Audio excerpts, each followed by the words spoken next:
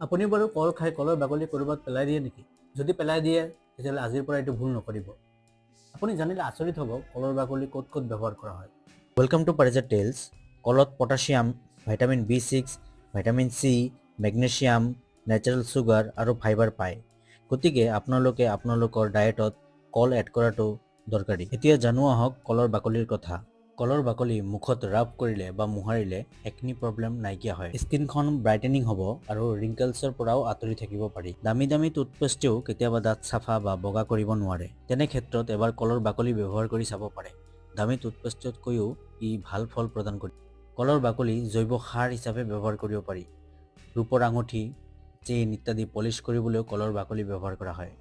তাৰোপৰি লেদাৰৰ বেগ, শ্বুজ আদি কলৰ বাকলিৰে ৰাব কৰি পিছত কাপোৰ এখনেৰে মচি দিলে বহুত ভালদৰে শ্বাইন কৰে। আজিলৈ এইখিনিয়েই। ভিডিঅ'টো ভাল লাগিলে